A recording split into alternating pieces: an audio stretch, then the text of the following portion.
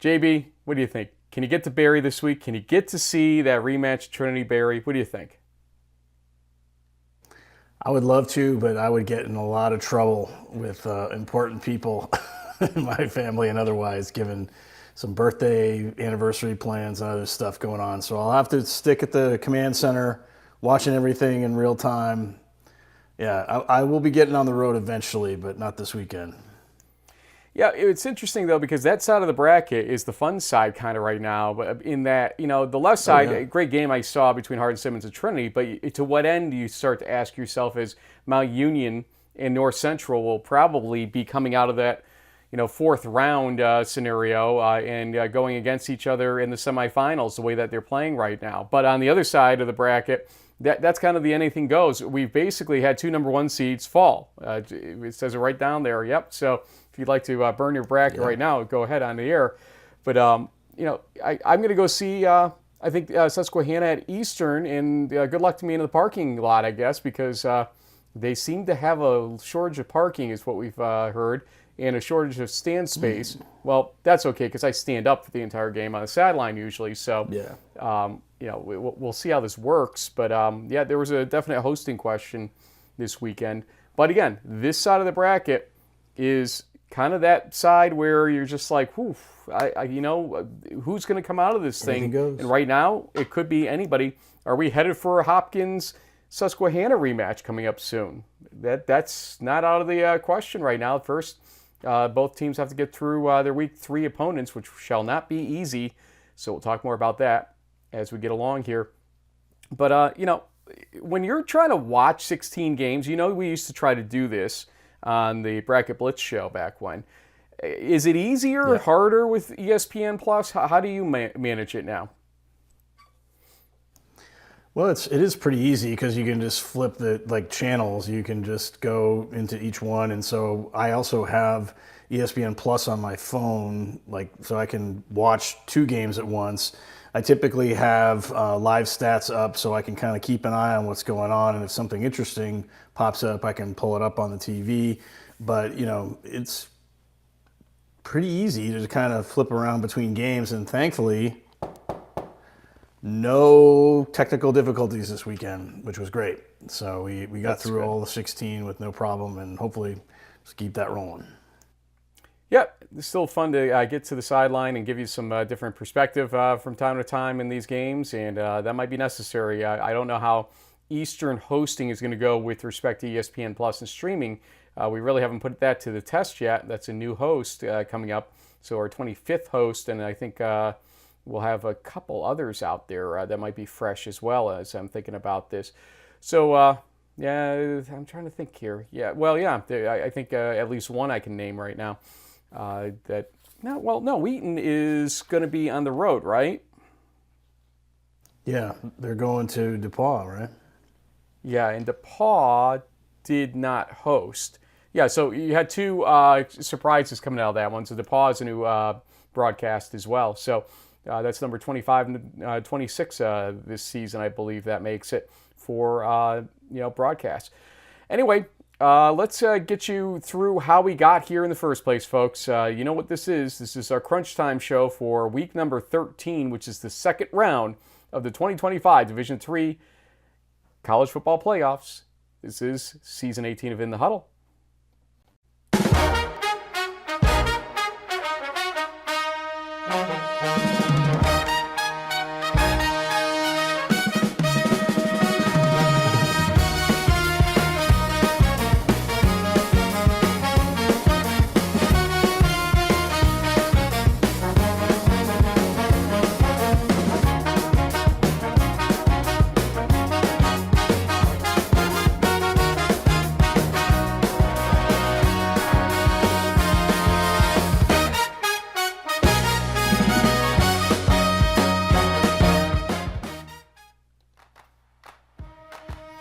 Okay, folks, here we go again with the bracket updates. And again, the green check marks, what you're aiming for here. And that's what Mount Union and John Carroll got next to their names, as well as Trinity and Barry.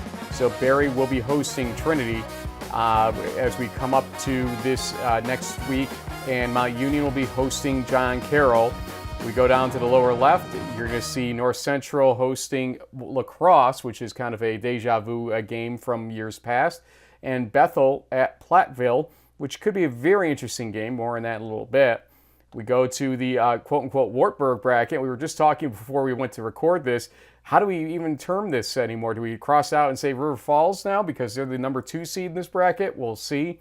But Wheaton will be visiting DePauw, and St. John's will be visiting River Falls. So already a little bit of antagonism going on in the Twitter sphere with respect to St. John's view of River Falls, at least some of the fans, I noticed. And then the Christopher Newport bracket. Eastern hosting Susquehanna, and Hopkins will be hosting Salisbury. So Hopkins-Salisbury, a game that kind of I'm looking forward to myself. I got to be honest with you, JB, because it is a diversity of styles offensively going against each other, and we'll see how that plays out, I guess. But your 30,000-foot view to start things off here before we go to crunch time. Tell me what's on your mind about round number 2 and, what happened on both sides of that bracket. Yeah, well, it was a winter wonderland in the Midwest, and so we got some really cool-looking snow games, and for the most part, and this didn't really come to a shock to me because if you're a kid who grew up in Minnesota or Wisconsin or Iowa, you're probably used to playing football in the snow, so it wasn't really a big issue for the most part. I will say the defending champs, North Central, their usual super speed was definitely hampered by it, and so that game with Hanover was a little bit closer earlier. Then my guy Thomas Skokna, who I had given a shout out at the press conference after the Stag Bowl last year of like, hey, you know what, it's okay and appropriate to celebrate touchdowns. Football is fun, right? He did this great play where he kind of did the end around and then went the other direction. Really great individual effort and sort of opened up that game. So they were kind of cruise from there in Naperville. But it was a great weekend if you were a Tiger or maybe a bird of some kind, because we saw Cardinals and Jays and Eagles and all sorts of seagulls and Falcons winning games. But there were 5 road teams that pulled off upsets. And one of them I really feel like has been almost like ignored or really not given enough credit. And I've been trying to think of what would be a kind of a Midwestern equivalent, because it's an East Coast thing. The majority of the media was kind of like, eh. But Eastern beating the Centennial Conference champions in that game last Saturday is sort of like is like if Calvin won the MIAA and went in and beat like St. John's or Bethel. I mean, it's a really huge deal for like a 3-year program to go and beat the champions, the undefeated champions. I know that they had technically 1 loss on their overall record, but they ran the table in the Centennial, the second best conference in the country, and then they get what, like 90 seconds worth of mention in most shows. I don't know. Like, I think we should really celebrate the fact, and I think it's great that you're going to Eastern and giving them a little extra credit there. I did see the lines that came out saying that Susquehanna is a 20-point favorite. I think Coach Perk would tell you to take that line and shove it. He knows that this team, especially Brett Knabb, the way he can run with the football, is not going to be somebody that they'll take lightly or believe that, oh yeah, we're going to blow these guys out. Maybe they will. They did kind of catch lightning in a bottle in that game against the Dips, but still, the best part about this last weekend is that most of the games were pretty close, within a possession or two.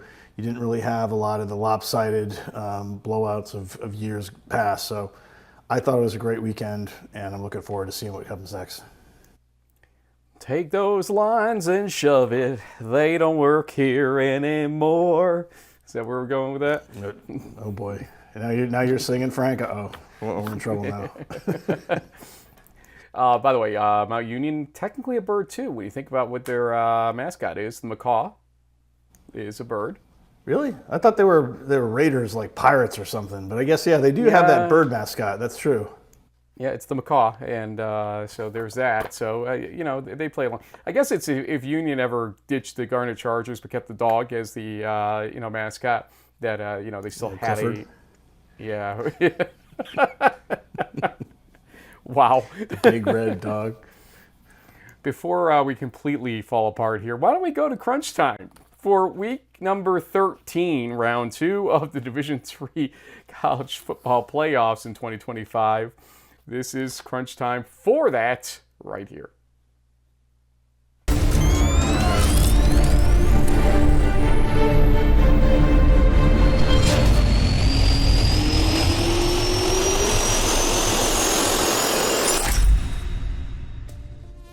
We will start in the Mount Union bracket with Muhlenberg at Mount Union.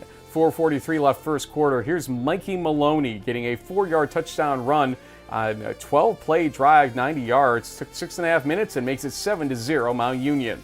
Then in the second quarter, 12:11 left, again a 4-yard touchdown run by Maloney. This time a 10-play drive, so they were, you know, diligent here throughout this first half to get these points. 14-0 at that point. But then you'll see here 3rd and 5. And Muhlenberg is intercepted. Luke Spang throws it to Costa Thrasavulu, I believe is the pronunciation. And Costa takes it back to the 17, one play later. 9:19 left second quarter. Here is Davian Grant from Mikey Maloney. Touchdown there. We're way off in a stratosphere of scoring here for Mount Union the rest of the game. 49-7. They win this game over Muhlenberg. The offense outgained Muhlenberg 530 to 203. Dante Mahaffey, 132 total yards, 1 rushing touchdown. And Mikey Maloney, 331 total yards, 3 passing, 3 rushing touchdowns on the day. What an incredible effort for him. Randolph Macon at John Carroll. 7.5 minutes first quarter. Nick Semptenfelter, a 3-yard touchdown run for John Carroll, ends a 12-play drive. So again, you know, with this weather, we have long drives to go with it. 7-0 the score at that point for John Carroll. Then, about 2 minutes later, Randolph Macon's Dante Casiola gets a 6-yard touchdown run on a 3-play drive to make it 7-6 as the point after fails. We'll advance here to around 11:45 left second quarter, and you'll see Nick Semptenfelter intercepted here by Matthew McNichol, and ultimately this is the only turnover of the entire game, but Randolph Macon went 3 and out in this situation. So later on in the second quarter, 5:24 left, here is Nolan Tanner getting a 2-yard touchdown pass from Semptenfelter to make it 14-6 John Carroll. We'll advance to the third quarter, 8:31 left. Tyron Montgomery, a 12-yard touchdown pass from Semptenfelter, makes it 21-6 at that point in favor of JCU. And then right at the end of the third quarter, here is Shane Lindstrom, a 24-yard touchdown pass from Semptenfelter, 28-6 at that point. John Carroll rolls 35-6. The JCU defense held RMC to just 4 first downs and outgained them 448-41. Semptenfelter 31 for 33, almost perfect on the day. 257 yards, 1 rushing, 3 passing touchdowns, and an interception. We'll go to the bottom part of this bracket with Hardin Simmons at Trinity, the game I attended. And we'll start this game. This is a great game to watch in person. 7:41 left first quarter. Lamont Nickelberry, a 3-yard touchdown pass from Hondo Franklin. Ends that 10-play drive to make it 7-0, Trinity leading. But Hardin Simmons responds.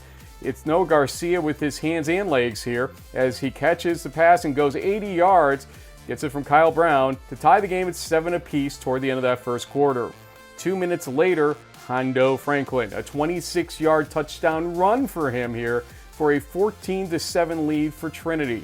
Then Trinity extends the lead 10 minutes later. Alejandro Tavares, a 3-yard touchdown pass from Franklin, makes it 20-7, but the extra point was blocked and hit the crossbar, did not go in. So 20-7 is where we would be, but 2 minutes left second quarter. Here's Christian Marshall, a 15-yard touchdown pass from Kyle Brown to make it 20-14, which was the halftime score in favor of Trinity. Midway in the third, Hardin Simmons added a field goal to make it 20-17, but 29 seconds left third quarter, Trinity's Luke Sams gets a 6-yard touchdown run to re-extend the lead to 27-17. 12 minutes left fourth quarter. You'll see here Dozie Afidi getting a 13-yard touchdown pass from Kyle Brown, 27-24. They just wouldn't go away, Hardin Simmons, and they had a chance. They were past midfield, 4th down and 5, and TJ Scannell with this 70-yard pick six. He said he just felt like he had the blocking to get all the way to the house. He does so, makes it 34-24, and that was the final score in favor of Trinity. Kyle Brown, 23 for 35, 289 yards, 3 passing touchdowns, 2 interceptions. Hondo Franklin, 351 total yards, 2 passing, 1 rushing touchdowns. Finally, in this bracket, LaGrange at Berry. 3 minutes into the game, Henry Brodnax, a 7-0 lead. He gets his team with a 1-yard touchdown run on the end of a 12-play drive. So 7-0, LaGrange leading. Berry, I don't know what this whole going for 2 thing early is, but they get a touchdown from Andrew Hunter, 29-yard touchdown run with 3:44 left in the first quarter, and they go for 2 and get it 8-7. They led at that point. LaGrange's Kirk Scott gets a 34-yard touchdown run in a 1-play drive, so a short punt or short turnover situation there. 14-8 is the lead for LaGrange. We will advance a full 15 minutes to when Berry scores in the third quarter. 13:01 left in that quarter. Colby Sykes, a 28-yard touchdown run to make it 15-14 Berry at that point. You'll see here, though, on a first down for LaGrange in the third quarter, about 4 minutes left. Kirk Scott gets a 6-yard gain but fumbles the ball, and John Traverso is the one that recovers here. He gets his own forced fumble and a fumble recovery, and that puts Berry back in business. 13:26 left in the fourth quarter. It's Trey Richards hitting a 31-yard field goal that ends a 10-play drive that took 5.5 minutes off the clock. 18-14, Berry leading now. They did have a chance, LaGrange, 4th and 8 at the Berry 9-yard line. The drive had started with 6:41 left, but here it's with 2 minutes left. Brodnax is incomplete, and that would do it. Berry holds on in this game, 18-14 over LaGrange. Kirk Scott, 16 carries, 125 yards, 1 rushing touchdown. Christian Lewis from Berry, 14 for 22, 170 yards. And the Berry defense, 2 interceptions, and the offense held the ball for 34 minutes and 32 seconds in possession time. JB, Mount Union versus John Carroll, Trinity versus Berry coming up. I said it the other day at the press conference and corrected myself. It feels like this is a rematch between John Carroll and Mount Union, but it is not because of this whole shift to the NCAC for John Carroll. But it's kind of a deja vu feeling in this bracket going on at the very least. Yeah, I mean, these are a couple of, from both games, programs that know each other very well. John Carroll and Mount Union have a long-standing, rivalry from the OAC days, and I think they played each other in the first round or the playoffs or the second round last year. It was one of those placements where we're like, come on, guys, did you really do this like to lead off the bat? This placement makes a little more sense to me. It'll be really interesting to see how Semptimphelter, who really seems to have come into his own as one of the most accurate quarterbacks in the country, can fare against this super fast Raiders defense. I know that we had some sort of post-game text messages with Nate Milne of Muhlenberg, and he was just like, man, those guys are just so fast. It's like a whole nother level. And so Carroll will have to be prepared for that speed. I mean, I don't know, maybe there'll be a snowstorm that will help out, but for the most part, the Purple Raiders are looking really strong. Let's go to the North Central bracket below them here on the main bracket at least, and we'll start with Hanover at North Central in the snow. You'll see here 2 minutes into the second quarter, it's Zeb Rashid getting a 1-yard touchdown run for North Central to extend their lead, which was at 3-0 to 10-0 at that point. Then we'll go to the third quarter, 11 minutes left. 3rd and 12 here for Hanover, and Ian Rudbush is sacked here for a 7-yard loss by Danny Nuccio. And ultimately, they're going to have to get rid of the ball. And North Central with 10:03 left in the third quarter. Where this ball is. Skokna gets the pitch, has some blockers, and is going backwards. Well, now he's still on his feet. Oh, boy. Thomas Skokna the other way. Skokna's got no one in front of him, and it's a crazy touchdown for the Cardinals. 17-0, the Cardinals lead this game. We'll go to 3:18 left in the third quarter, and Skokna, again, this time from Garrett Wilson, a 46-yard touchdown pass, 24-0, North Central leading. And then 11 seconds left third quarter. Here's Jalen Johnson, the 22-yard punt block recovery for a touchdown, return for touchdown, whatever you want to call it. 31-0 North Central at that point. Final score 38-6, North Central wins. Ian Rodebush, 111 total yards. Garrett Wilson, though, for North Central, 12 for 16, 233 yards, 3 passing touchdowns. Let's go to one of the highest scoring games you'll ever see, not so much, La Crosse at Hope. There were 11 combined punts in the first half, but no turnovers and also no scoring. So we'll go to the third quarter, 7:58 left. Big 4th and 2 play here from the 17-yard line of Hope. And La Crosse, as Kyle Haas completes it to Keaton Arent for a 9-yard gain. And ultimately, it's going to lead to this play here for a Gabe Lynch 4-yard touchdown run, 6-0 because of the missed extra point in favor of La Crosse with 6:35 left third quarter. In the next drive, look at this. It's Alex Stoll eventually is sacked for a 16-yard loss, and that's a big hit there as they're trying to come back in this game. La Crosse ultimately, with 1:13 left in the third quarter, gets a 25-yard Michael Stack field goal to make it 9-0, La Crosse leading. UWL would miss another field goal, though, with about 6.5 minutes left. So we'll go fourth quarter, 3:49 remaining. Sky Vanderkool gets a 4-yard touchdown pass from Alex Stoll to make this a 9-7 game. And Hope did get the ball back with 2:43 remaining. Here, though, with about a minute left, is a big 4th and 3 play. Stoll is incomplete. Ultimately was also an intentional grounding call. Whatever it is, it's a turnover on downs, and ultimately La Crosse wins this game 9-7 in obviously the snow.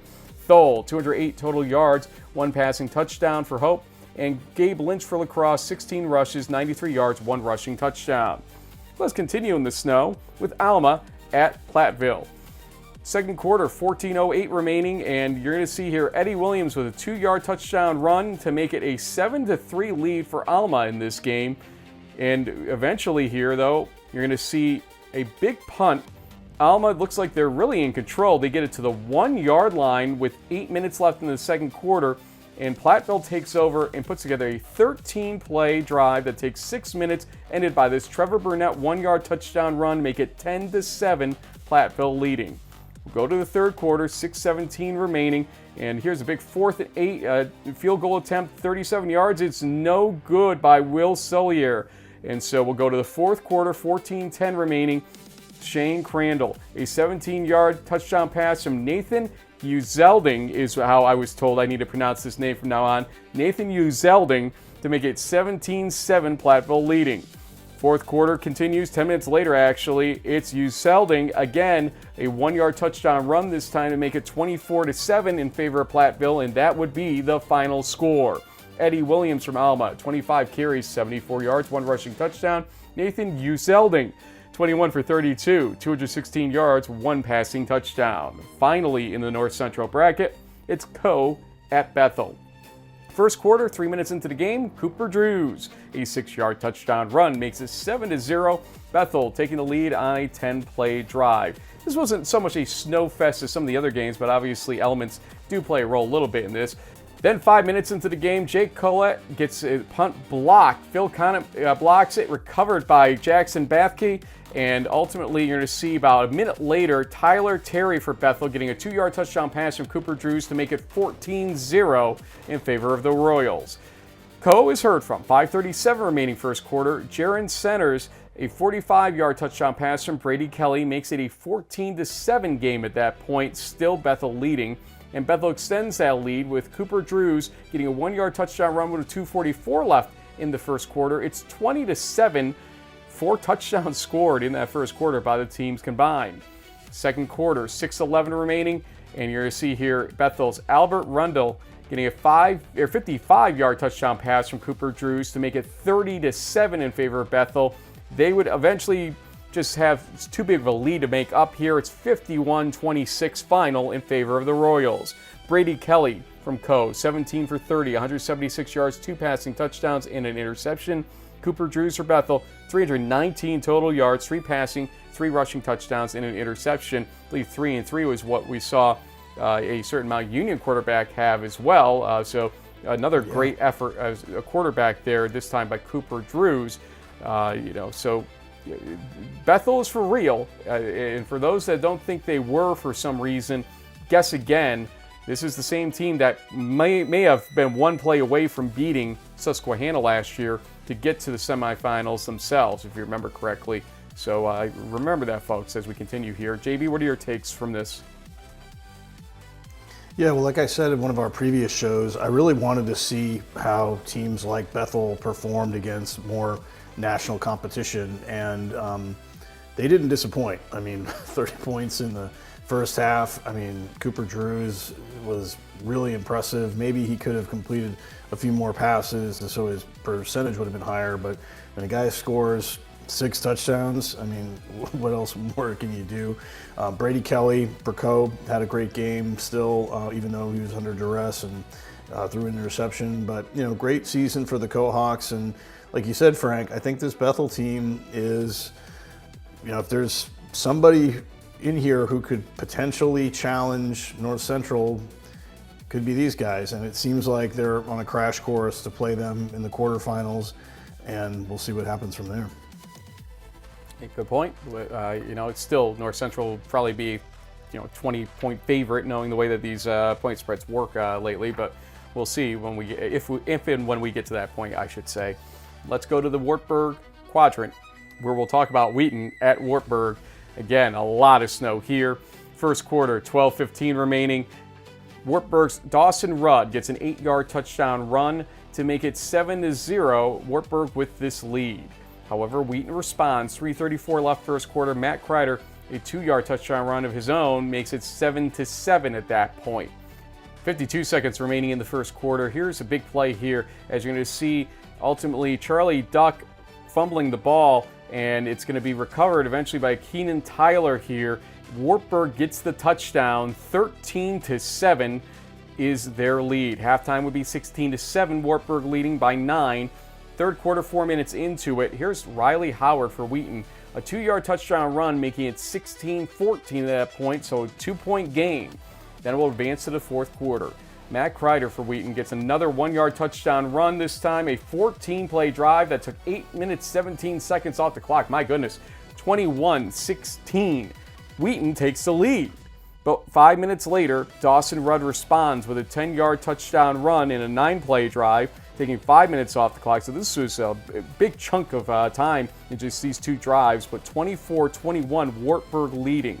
You'll see here, though, with Wheaton with a final chance, they face a 4th and 1 at the Wheaton 32. Matt Kreider is good for 2 yards. That's enough for a first down.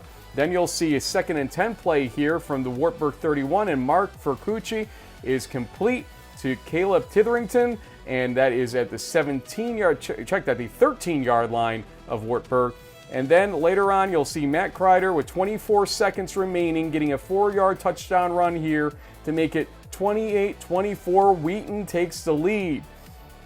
But Wartburg was not done. 2nd and 10 from their own 49-yard line, and Leo Dodd complete to Jagger Schmidt for 22 yards to the Wheaton 29-yard line. Timeout with 1 second remaining. So one last chance here for Wartburg.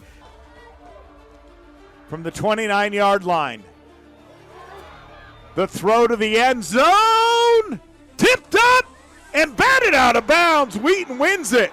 Wheaton with the upset. 28-24. Dawson Rudd for Wartburg, 21 rushes, 167 yards, 2 rushing touchdowns. Matt Kreider for Wheaton, 21 carries, 67 yards, 3 rushing touchdowns. Let's go to DePauw at Whitewater.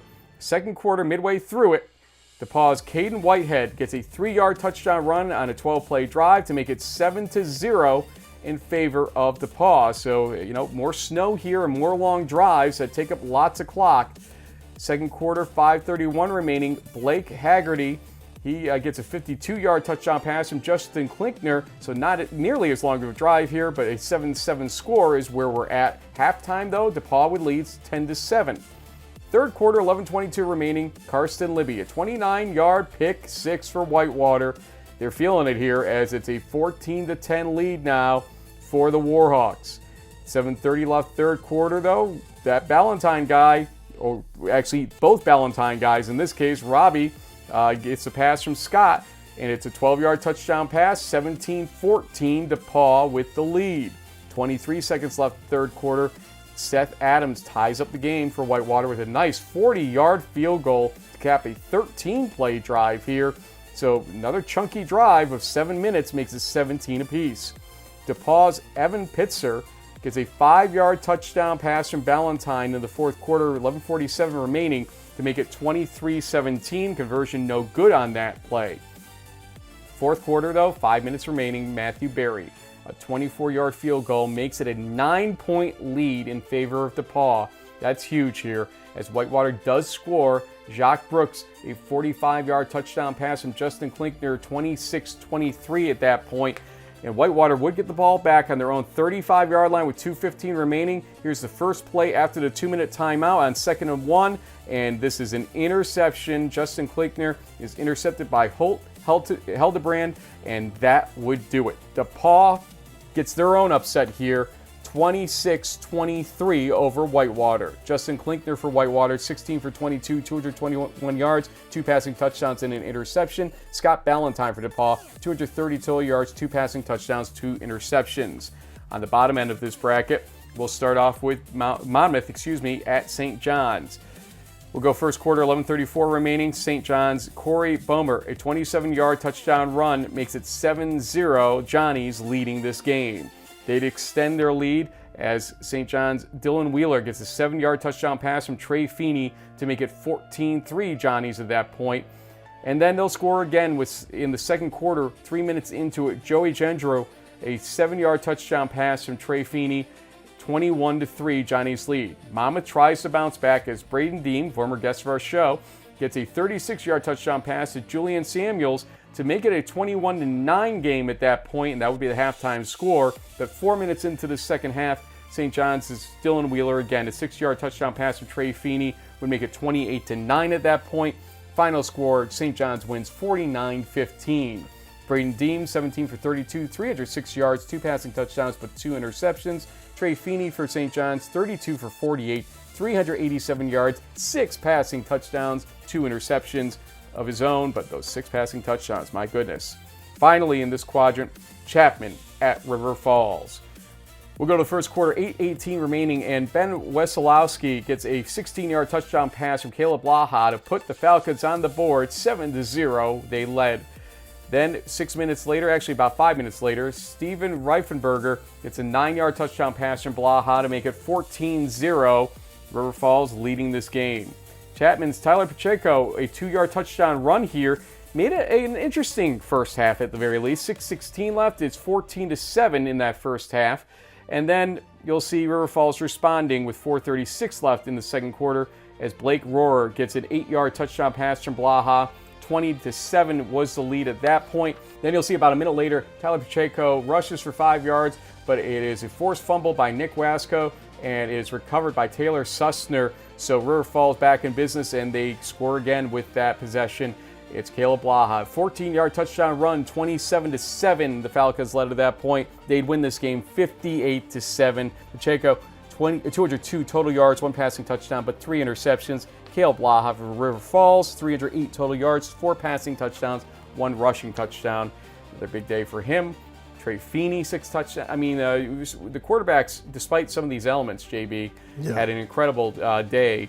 And give them credit for ball control, because you could easily lose possession and lose a game that way if you didn't have that ball control as a quarterback. They all pretty much handle it very well in this corner of the brackets. So what did you see here? Well, I know a lot of people used to give us a hard time about the whole time of possession thing, and to be fair, I mean, Chapman did have the ball for over 34 minutes against River Falls. It didn't really help them because the Falcons scored so much. But it was interesting to see that St. John's held on for over 35 and a half minutes. We saw that DePauw had the ball for almost 38 and a half minutes, and Wheaton had the ball for over 32 and a half minutes. And, you know, when it's a close contest between pretty evenly matched teams, you know, ball control, like you said, is big. And then, you know, it's interesting. Parker Olson is one of the guys, I think, who does the Whitewater broadcast. He's also a contributor to WarhawkFootball.com. Mentioned in their last 3 visits to the playoffs, UW has lost 1-score games by throwing an interception on what would be game-winning drives. That's a tough one for Warhawk fans to stomach. And I was thinking like a lot of other people, and I think Josh was saying this on the Voices in the Stands podcast that came out yesterday, that he was expecting Whitewater to go down and score and win the game, and they stuck with their pound the rock mentality, but DePauw held them to 20 yards rushing, and for whatever reason they just didn't pivot enough. The running game wasn't working, and Klinkner, good quarterback, but not really a pocket passer, and I think ultimately that was the difference. So some great plays by DePauw in that one, particularly that I think the tight end who is Evan Pitzer. I mean, he did one of those, like, because he's 6'4", is able to get up and catch the ball while he's falling down in the back of the end zone. Great individual efforts there. But yeah, this bracket was crazy. We saw a couple of the higher seeded teams lose, and now it kind of throws everything out of whack. As who knows who's going to come out of here. Well, if you thought that was crazy, have I got one for you coming up right now. Another bracket, the final one first. Christopher Newport. Basically, this is their name bracket, but for how long, as Susquehanna visited them here. We will start here, 13-10 remaining first quarter, 7-0 is the score after Josh Ehrlich gets a 4-yard touchdown run for Susquehanna. That 7-0 lead would get extended here about 6 minutes later as Frankie Mraz gets a 22-yard touchdown pass from Josh Ehrlich to make it 14-0. So Susquehanna kind of getting away early here, but Christopher Newport a minute later sees Connor Berry get a 2-yard touchdown run to have the lead to 14-7. Susquehanna still leading. We'll see later here, though, a minute into the second quarter, Connor Berry is intercepted by Berkeley Wagner, and ultimately we're going to see 5 plays later, Josh Ehrlich with a 9-yard touchdown run for Susquehanna to make it 21-7 as the Riverhawks have the lead about 3 minutes 15 seconds into the second quarter. We'll advance third quarter. 9:40 remaining. Josh Ehrlich again, a 1-yard touchdown run. That made it 28-7, and it was just kind of a keep-away game for the rest of the way. 42-28, Susquehanna wins this game. Connor Berry from Christopher Newport, 10 for 24, 148 yards, 1 passing, 2 rushing touchdowns, 3 interceptions. Josh Ehrlich, 309 total yards, 2 passing, 3 rushing touchdowns, and vindication for somebody who essentially was benched last time these two teams played. Good for Josh Ehrlich on that one. Eastern at Franklin and Marshall. 55 seconds remaining first quarter. Brett Knapp for Eastern gets this 43-yard touchdown run, and that extends their lead from 7-0 to 14-0 that late in the first quarter. Second quarter, 2 minutes into it though, Franklin and Marshall's Gary Lewis gets a 45-yard touchdown pass from Ty Trumba to have the lead to 14-7 as F&M tries to come back here. But Brett Knapp says, no, you're not, as he gets a 1-yard touchdown run with 6.5 minutes left in the second quarter to make it a 21-7 lead for Eastern. F&M, with 2:13 left in that second quarter, tries again here, and here's Jack Harrison with a 29-yard touchdown pass from Trumba to make it 21-14. And eventually, F&M would add a field goal to make it 21-17, so within 4 points of Eastern.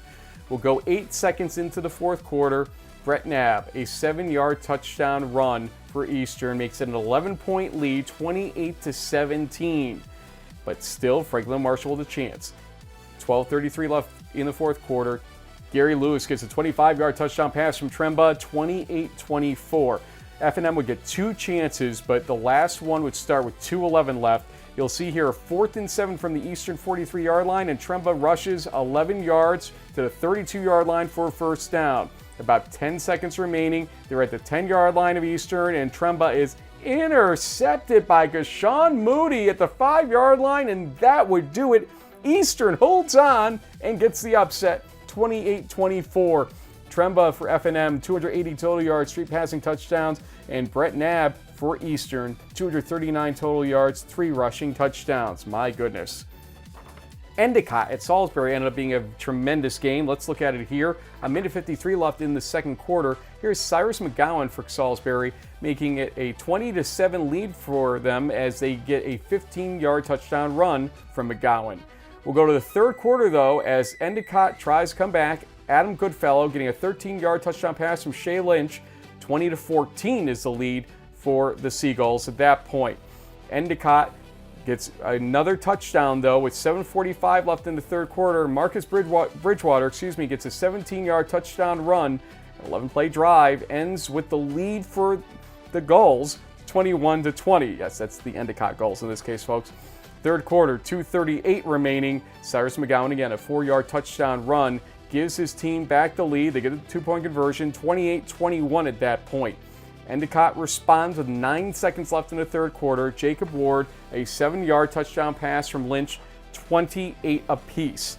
Back and forth we go. We'll go to the fourth quarter. 4 minutes into it, Dario Belizaire, a 23-yard touchdown pass from Cyrus McGowan, makes it a 35-28 lead. Salisbury just kind of clinging for dear life in this game. We'll see here ultimately that there's a big play here by Marcus Bridgewater, a 36-yard gain to the Salisbury 4-yard line midway through the fourth quarter, and eventually they can't punch it in. 4th and 1 from the 1, and Brian Metier is going to lose 4 yards in the play. A huge defensive stand for Salisbury. Endicott would get the ball back with about a minute left to try it again. Here's a 4th and 14 with about 10 seconds remaining. Shea Lynch is incomplete. Wow, Salisbury wins this game, but for the grace of God, 35-28. Bridgewater, 15 carries, 138 yards, 2 rushing touchdowns. Cyrus McGowan, 216 total yards, 1 passing, 3 rushing touchdowns, and an interception. Finally, Springfield at Johns Hopkins. First quarter, 10:55 remaining. TJ Welch gives Springfield the early lead with a 4-yard touchdown run, 7-0 at that point for the Pride. But 6 minutes later, Johns Hopkins, Robbie Enright caps off a 12-play drive with a 27-yard touchdown pass from Bay Harvey, 7 apiece at that point. Hopkins continues to score here in the second quarter. 9:45 remaining. It's Josh Moore, 15-yard touchdown pass from Bay Harvey, makes it 13-7 at that point. 4 minutes later, one more time. This time Bay Harvey with his legs as he gets an 8-yard touchdown run to make it 20-7 as JHU has a 13-point lead. We'll advance to the fourth quarter. 11:43 remaining in it. Cole Crotty, a 6-yard touchdown pass from Bay Harvey, makes it a 27-7 lead. Final score be 34-14 as Hopkins wins for the first time in about 3 weeks because they had the week off and they also had the loss before that. So all things considered, it feels good to be back in the win column for Hopkins. 34-14. Welch for Springfield, 1 passing, 1 rushing touchdown. Bay Harvey, 270 total yards, 3 passing, 2 rushing touchdowns, and an interception. JB, same exact thing on both the upper and the lower bracket. The upper rights on both of them fell apart, essentially, with the underdog, per se, in round 2, winning both of the games on that part of the bracket. So we have underdog versus underdog, and as we said in the open, new hosts as a result of it coming up here. What was your takeaway from this?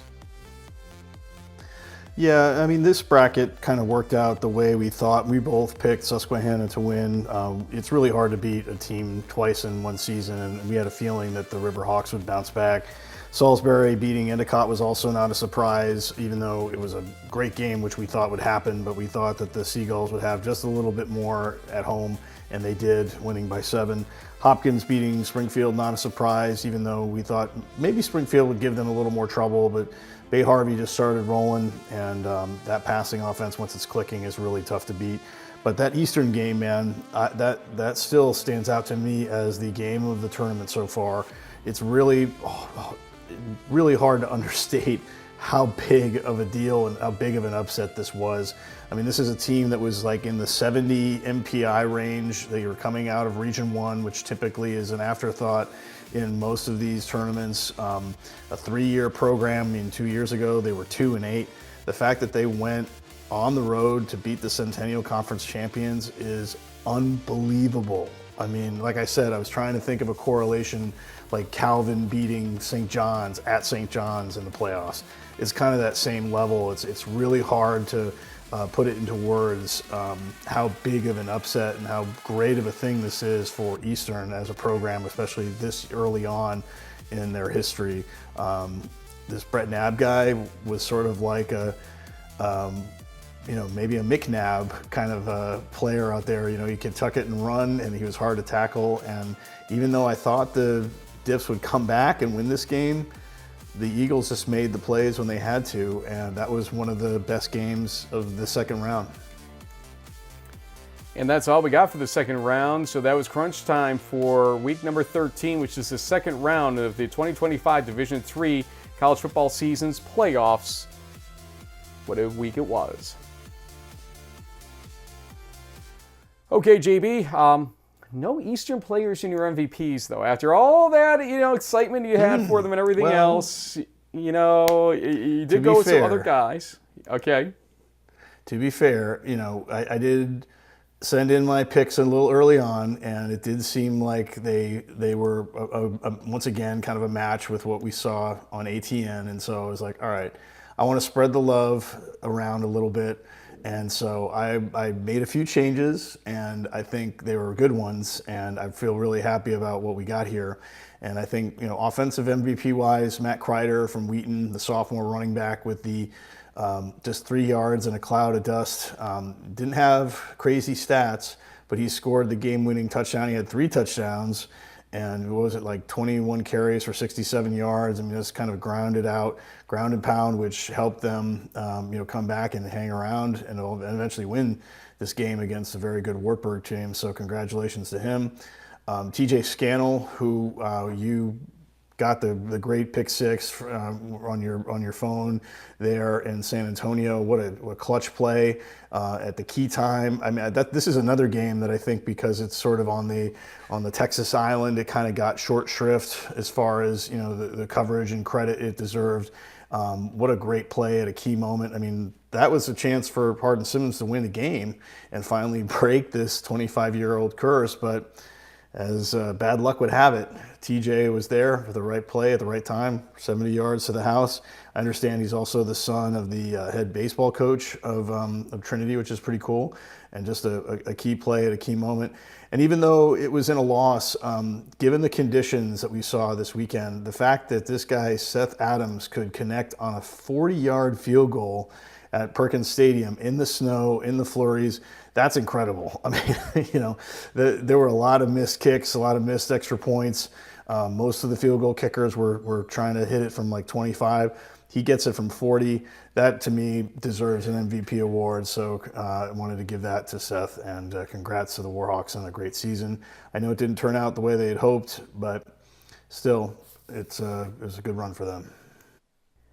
Great job, JB, as usual, and, not so great job for me right now, because I can't seem to get any games on you. 11-5. You did pick a couple of them.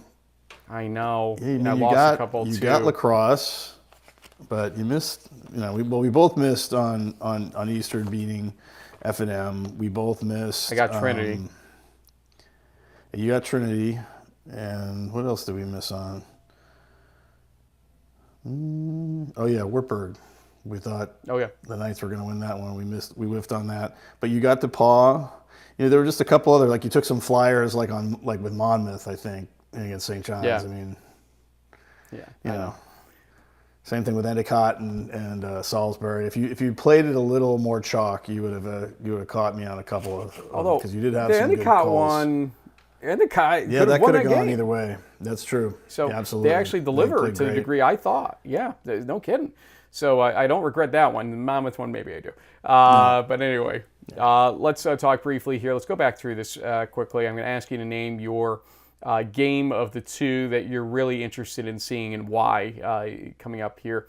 First, it's Mount Union, John Carroll, Barry, Trinity. Which of these two games interests you more out of those two?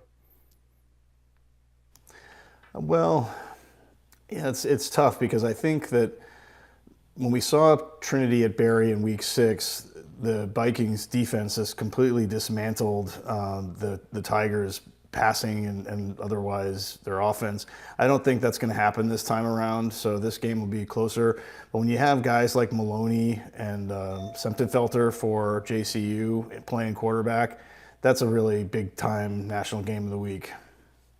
Yeah, Coach Behrman's at your door right now, in fact, in case you didn't pick that, I think, from the doorbell I just heard. So let's go to the North Central bracket here. And North Central lacrosse over Bethel-Platteville. That's a tough one, JB, because I expect La Crosse to challenge a little bit in this game against North Central, but I think we know who's going to win this game. Bethel-Platteville to me just seems like on paper the better game, and if you look at the ratings too, 5-14, it would suggest it. Are you in agreement with me that that's probably the better exciting game out of the two of them? Yeah, I think so, especially given, La Crosse has struggled with injuries and they've been kind of, up and down here and there. Bethel looks really good, but Platteville, I mean, when it's a WIAC team, you never know what you're going to get, so I think it should be a good one. And let's go over the upper right now, and, just because Chalk lost doesn't mean we don't have an exciting game in its place now, because Wheaton DePauw, honestly, on paper, is an excellent game. River Falls St. John's, though, is also a very excellent game. I think some people are assuming River Falls is more an underdog in a game versus St. John's, despite the fact that, it shows differently here. Not this year. I think the woe is me thing is not going to work here. But, out of these two games, which one are you more interested in?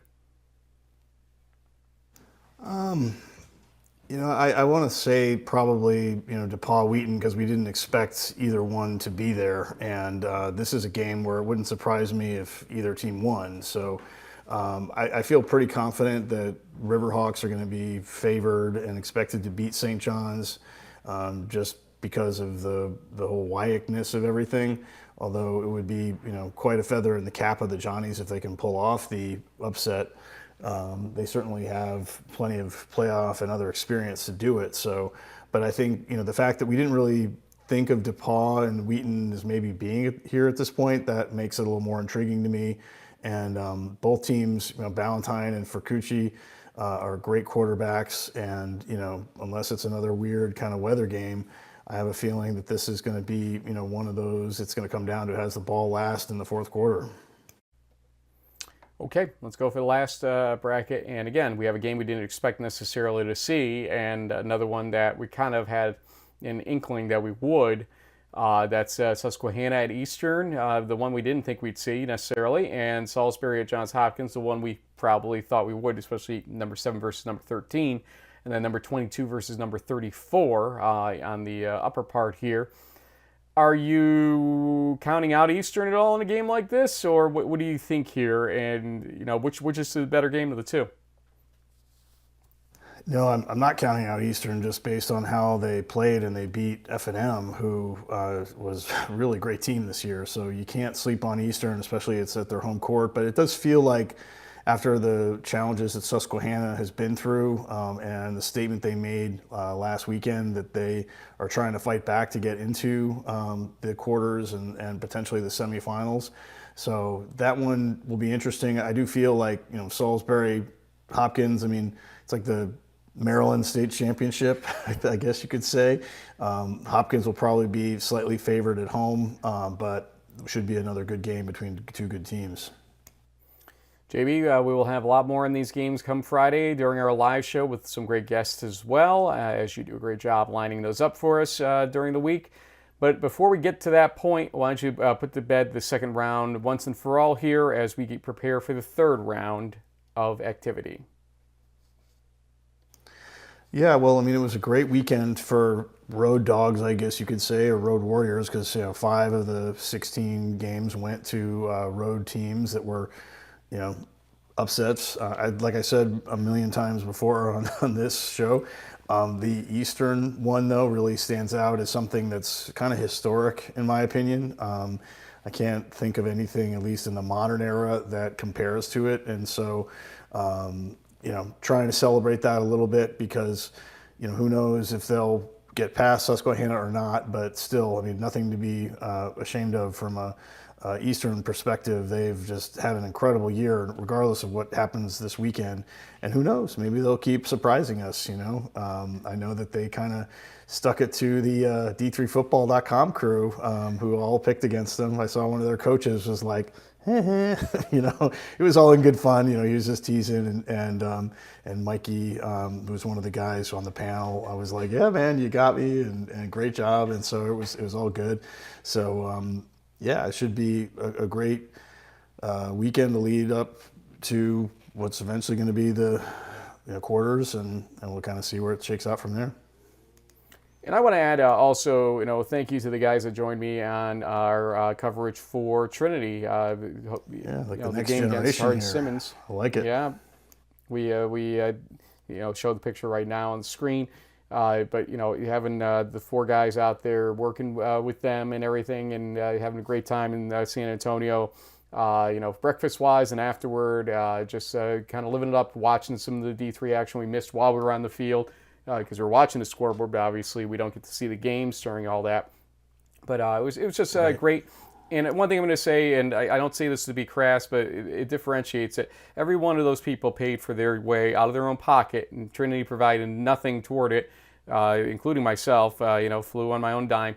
And that's, one of the things that to me is defining for us is the people out there that say, what can I do for Division III? Not what can Division III do for me? And I think that's why we have the relationship we do with some of these guys, where we're trying to do what we can to promote that, philosophy of what can I do for Division III. Doesn't mean they won't get monetization on something here and there, or maybe a photo gallery that might get money for them or something like that at some point.